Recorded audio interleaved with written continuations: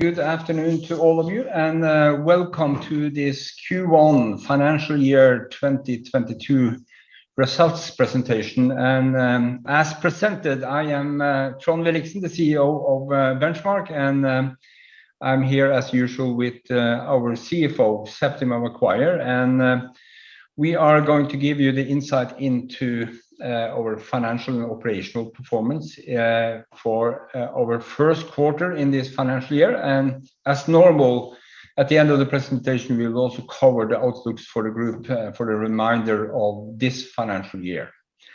So moving to slide number 2 and starting off with some highlights. I would say again, it is real pleasure for me to present strong results. Results that reflect a continuation of a journey that we've been on since the restructuring of the group in financial year 20. Keywords describing our first quarter are strong growth in top line, even stronger growth in margins and earnings. And it comes down to a strong performance by a benchmark organization that improves as we move along, and it gives us as a group good contribution from all 3 business areas, and that is very obvious if you look at the numbers for the group for this quarter. In terms of top line for the group, we ended at 40 million pounds, which represents a growth of 38% year-on-year compared to last year's first quarter. Underlying growth in the business areas are 26% growth in revenues in nutrition. It reflects enhanced commercial effort, leading market positions and improving markets. 20% revenue growth in genetics, driven by higher salmon egg revenues and harvest income. And 374% revenue growth in health, which shows the benefit of Ectosan Vet and CleanTreat revenues now coming through for the first full quarter of operation. The growth that we have seen in the top line is followed by an even stronger growth in margins and adjusted EBITDA. Adjusted EBITDA for the group more than doubled in the quarter and ended at 7.4 million pounds. As a group, we have reached a point where all business areas are EBITDA profitable, lifting the adjusted EBITDA margin for the whole group significantly from 10.4% last year to 18.6% in Q1 this financial year. I have been leader for businesses for more than 30 years, and I must confess that it has not been an everyday event to present such a progress as we have seen in this quarter. And as I started saying, this is a continuation of a journey that we started after the restructuring in 2020. We have consistently delivered results during financial year 21, and we now continue to deliver on moving on into or through financial year 22. On the highlight side also, I should mention that we continue to do our consideration of Oslo listing. We will come back to this with further information in due time when these considerations are completed. Moving to slide number 3, and to give more granularity to the operational performance in the quarter. And let's start out with genetics, where we see disciplined investment over time starting to deliver growth.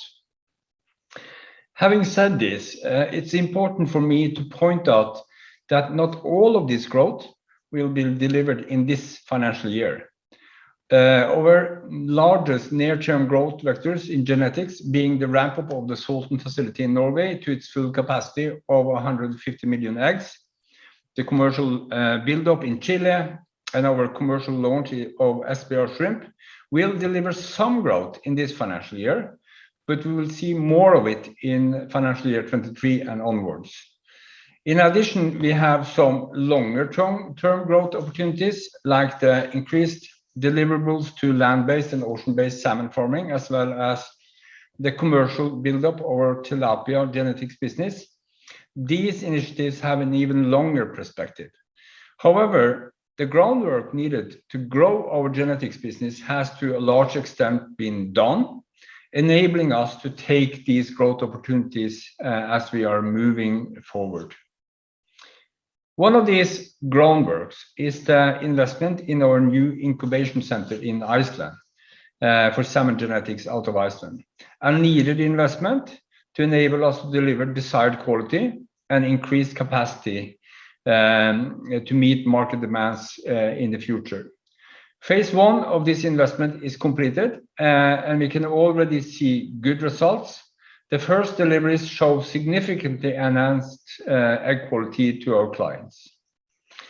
We are also starting to see that the investments done in SPR shrimp is starting to pay off, even if we are still in an early phase.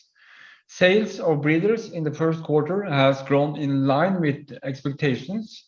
We are getting new clients. We also reached an important milestone of getting an import license, as well as our first customer in India this quarter. India is an important market for us when it comes to SPR shrimp. This is still a start of a commercial journey, but it is satisfactory to see that the commercial progress that we've been working towards is starting to materialize. In our Chilean salmon genetics business, we also see commercial progress.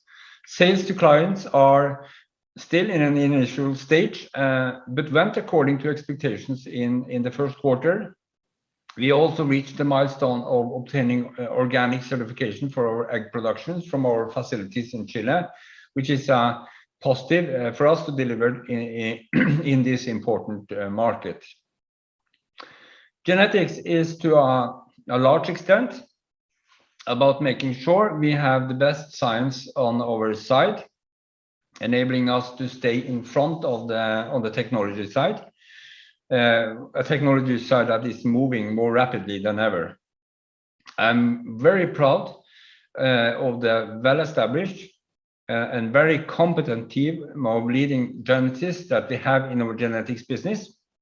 And I'm even more proud that we have been able to strengthen this team further by adding another world-leading resource, Dr. Ross Houston, well known from his leading role at the Roslin Institute. He will be joining us in March as our new genetics innovation director. Moving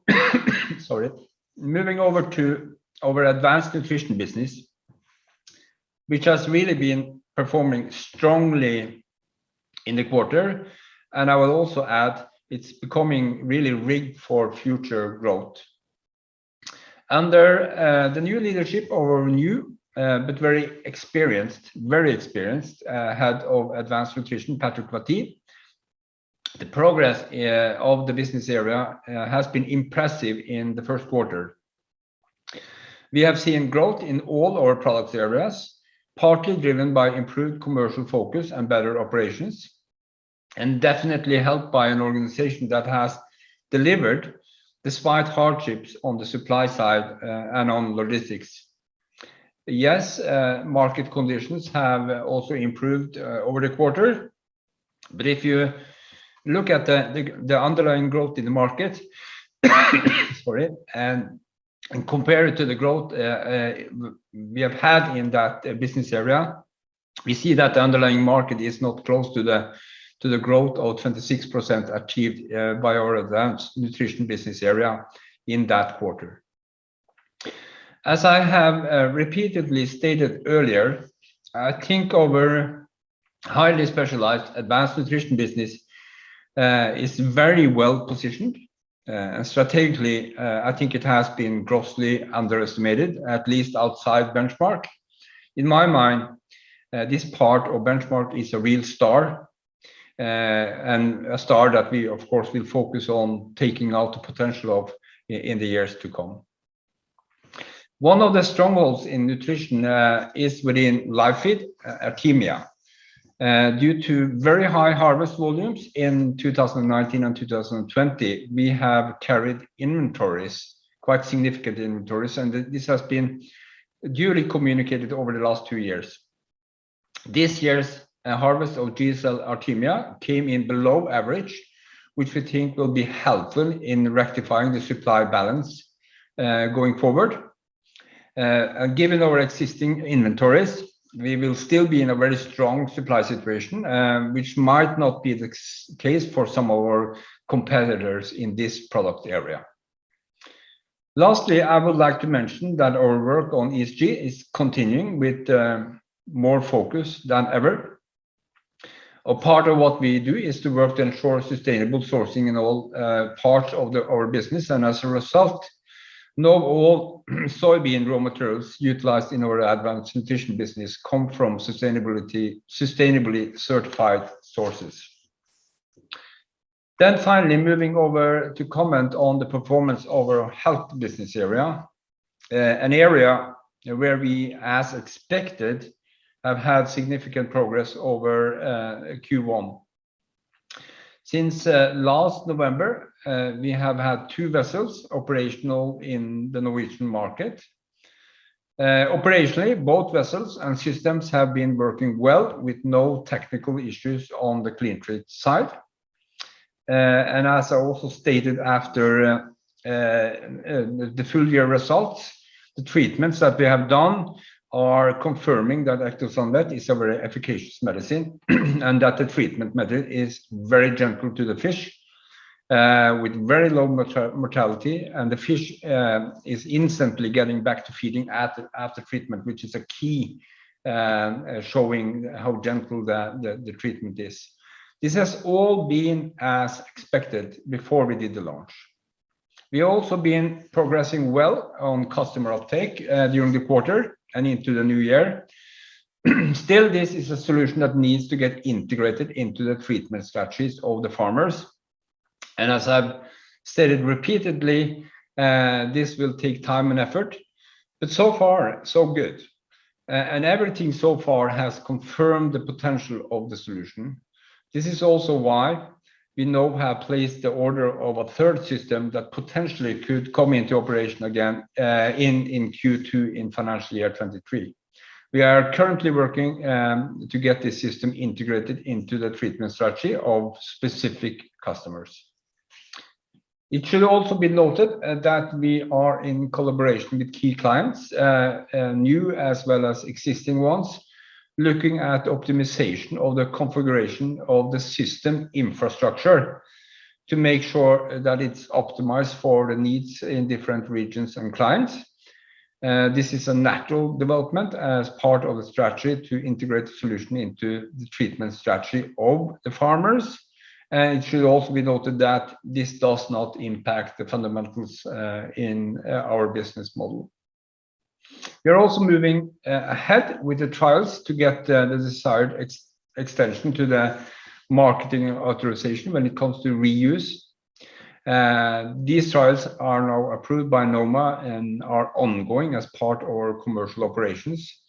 The aim remains to get the extension of the label as soon as possible, allowing more efficient use of the solution. And when I'm saying soon as possible, it's still likely to be the first quarter in financial year 23. With these go through our highlights and main points for the 3 business areas, I will now leave it up to Septima to take you through the granularity of our financials for the group and for the business area. So Septima, floor is yours. Thank you, Trond. So starting on slide 7. So we're really delighted with the strong start to financial year 22, with growth at a constant exchange rate of 38% on revenue and 142% at adjusted EBITDA.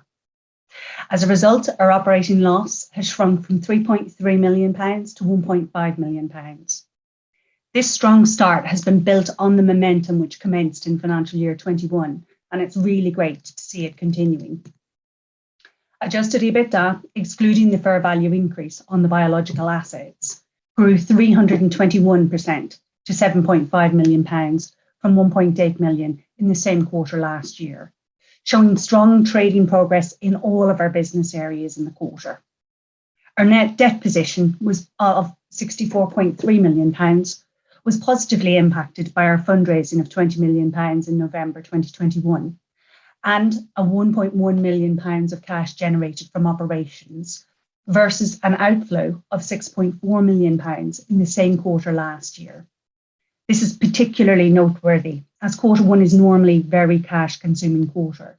We're going to look at this further later in the presentation. Next slide, please. So focusing on our nutrition. Nutrition has always been a core part of the adjusted EBITDA and cash generation of the business. And as you can see, the progress in nutrition has continued in Q1 2022, delivering revenue growth of 28% at constant exchange rate and adjusted EBITDA growth of 337%, with significant revenue growth across all product areas. Artemia at 23%, diets at 31%, and health at 13%. This significant growth, along with excellent cost control, has driven adjusted EBITDA margin from 7% to 23% as we move back towards pre-pandemic levels of sales. This has driven gross margin to 50% from 42% last year. And our teams in this business area, from procurement to operations and logistics, have done an excellent job in addressing the global challenges around increased cost of raw materials and logistics to ensure that we have product available to sell and deliver to our customers when needed. On the Artemia harvest from the Great Salt Lakes in the US, the harvest for 21-22, as Trond noted, was slightly below normal, which will support our working capital.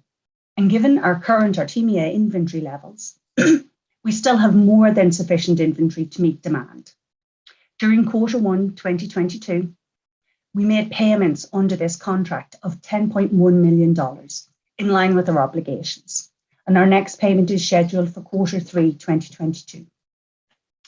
CapEx of $3 million in this business area was focused on refresh and renew CapEx as we continue to invest in each business area. Next slide, please. So moving to look at genetics. Genetics delivered a solid performance in the quarter as expected. Revenue grew by 18%, albeit a significant amount of this growth stemmed from the timing of recognition of harvest income associated with one of our licenses in Q1 versus last year, where it was recognised later in the year. Excluding that harvest income, revenues grew by 6%. The increased egg revenues and profit on harvest income grew gross profit excluding the fair value uplift in the business area by 12%, which, along with good cost control, resulted in adjusted EBITDA excluding fair value increasing by 23% at a constant exchange rate. This growth was hindered slightly by a biological event which occurred at our joint venture in Q1, where we've incurred £500,000 of losses. We don't anticipate any further losses resulting from this incident in this financial year. Investment in this business area in the quarter of £1.8 million was a mix of refresh and renew and investment in our growth initiatives, which we'll look at in more detail on the next slide. Next slide, please. Thank you. As you can see, the genetics business area has a number of moving parts within it at present. Our core salmon business, which represents 3.5 million of our adjusted EBITDA, included a debit of 0.1 million of fair value uplift. This adjusted EBITDA was offset by losses of 0.1 million for Chile as we continue to ramp up and 0.2 million for tilapia, where the planned expansion is in progress and due to complete this month. This expansion will enable us to deliver fingerlings all year round, moving this area towards being profit contributing. And Chile has capacity for 50 million salmon eggs, which will ramp up over the next 3 years. Our CapEx was focused mainly on our growth initiatives, mainly Iceland, where we expect the incubation centre to be completed in Q2 2022. And we have already been able to utilise the newly commissioned centre to incubate eggs during this year. During the quarter, we capitalised 0.6 million around our SPR shrimp programme, which is launching commercially at present, and capitalisation of these costs will cease in this quarter. During financial year 21, we expanded the capacity of our SPR shrimp facility in Bellsmere in Florida to 100,000 breeders to have sufficient capacity to launch. We're aiming for this part of the business to become profit contributing within the next 3 years. Next slide, please. So moving to our health part of the business, the growth in health revenue was driven by sales of Ectosan and CleanTreat of 4.5 million, of which 1 million related to recharge costs, as we had the first full quarter of our CleanTreat and Ectosan solution. During the quarter, we had one vessel operational for the full quarter and the second vessel operational for 1 month. The balance of sales of Salmosan of 1.3 million were flat versus last year. Gross profits of 2.7 million were due to solid Salmosan sales, along with the first full quarter of Ectosan CleanTreat. This business area had an increase in its OPEX from 1.4 million to 2.1 million, as the focus continued on commercial operations. With R&D flat at 0.1 million, this resulted in adjusted EBITDA of 500,000 versus a loss of 1.1 million in the same quarter last year. CapEx of 0.4 million in this business area related to CapEx for the completion of the second CleanTreat unit and commencing CapEx for long lead items for the third CleanTreat unit. And we've now ordered the remaining items for this third unit for commencement in operations in the second quarter of financial year 23. Next slide, please. Investment in R&D has reduced slightly in the business as the activity levels around the Ectosan marketing authorization have reduced. Going forward, we'll continue to invest in our breeding nucleus and genetics, which is the main component of our R&D spend in this area. Within our nutrition business, the R&D associated is mainly to do with our 2 trial sites. The first in Italy, which focuses on our marine fish trials, and the second in Thailand, where we undertake our shrimp trials. Spend in health is focused on work associated with additional variations, which will improve the profitability of Ectosan Vet. OPEX has increased from 9.3 to 9.9 million pounds, reflecting the increased activity in the health business area post Ectosan CleanTreat launch, and increased investment in people in our genetics business area to support future growth. Nutrition continues to control costs very effectively, and this has resulted in a reduction of costs of 0.3 million pounds to offset the overall increase. Next slide, please.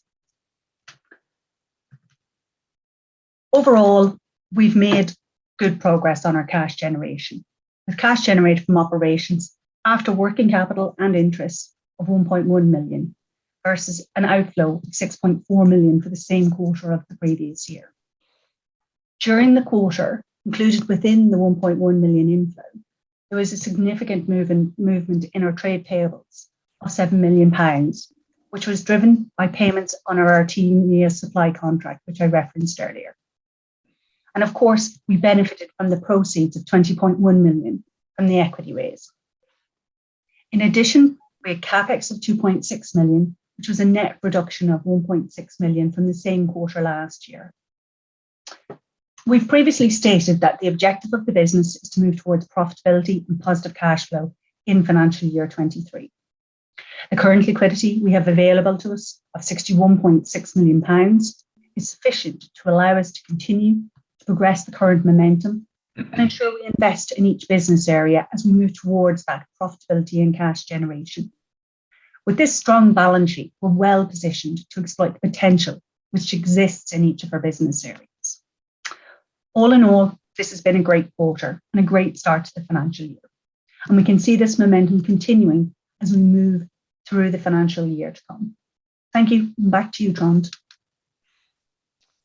Thank you, Septima. And moving over to the outlooks for the remaining of the year.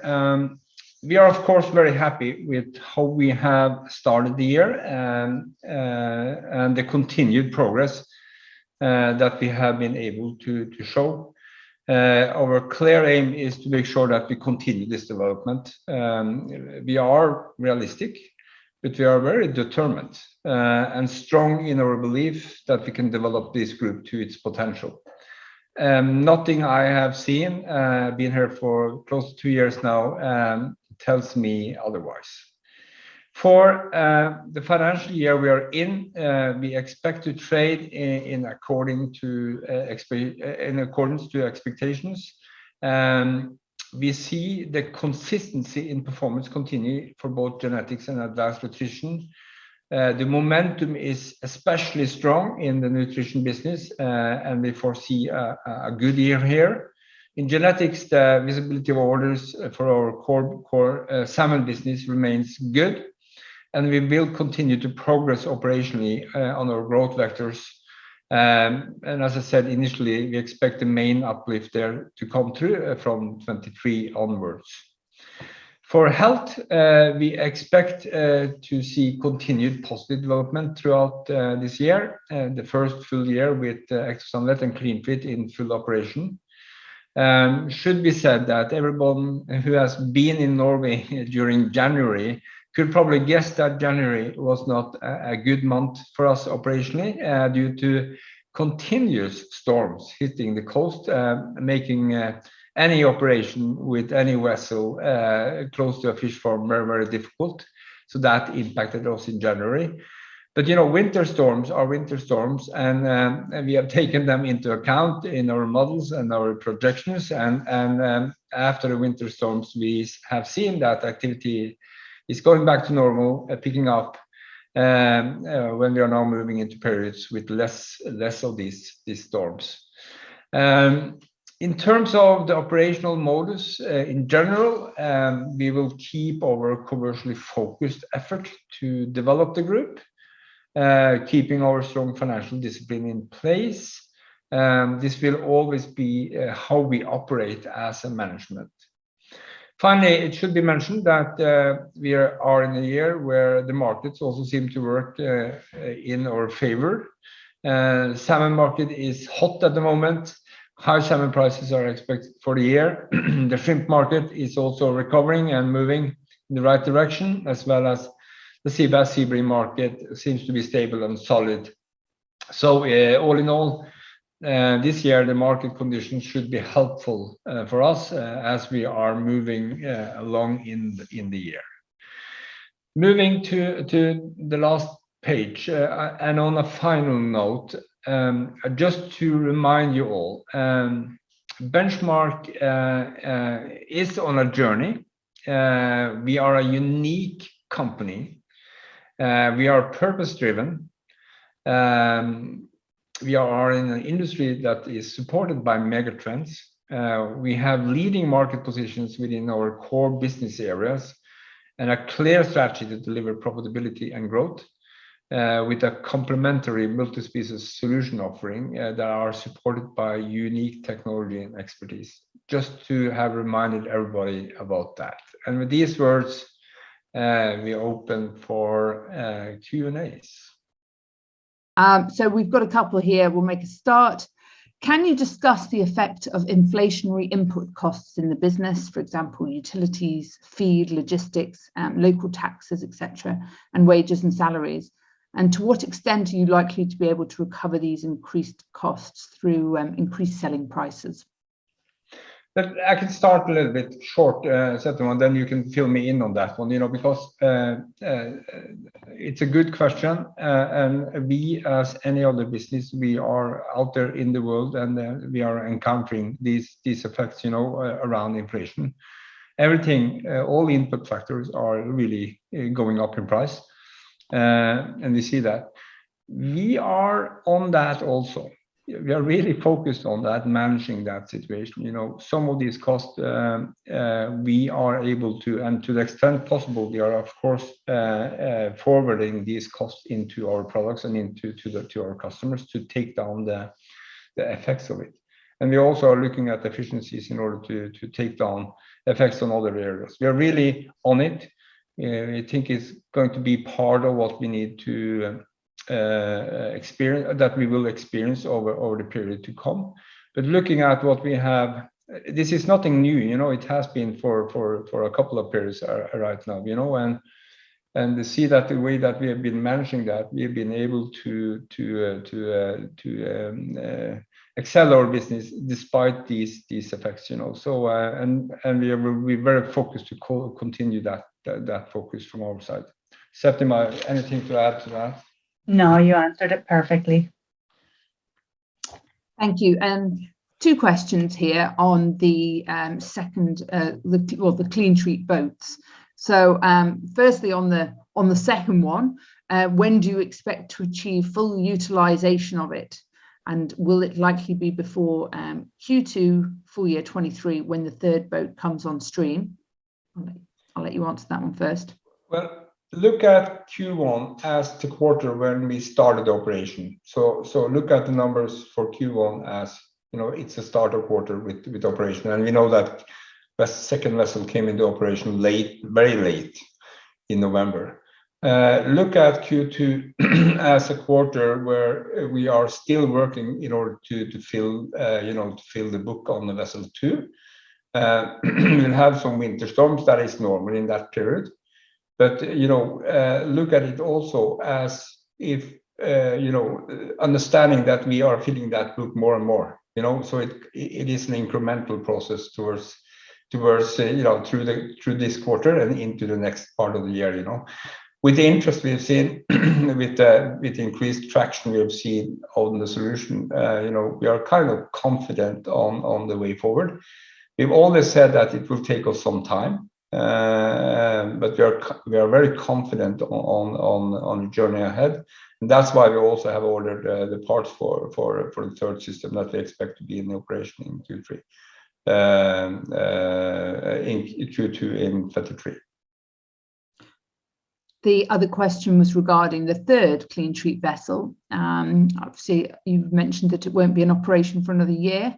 Why does it take this long? And what is the current view of the speed of rollout? And what are the rate limiting factors?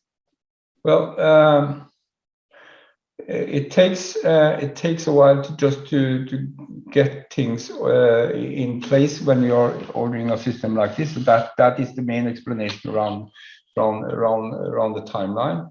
And then also we alluded to the fact that we are looking at configurations on the infrastructure. So we are building in improvements into that system, but we are also looking at ways going forward where we might integrate it into the infrastructure that the customers have in a different way than we have done so far.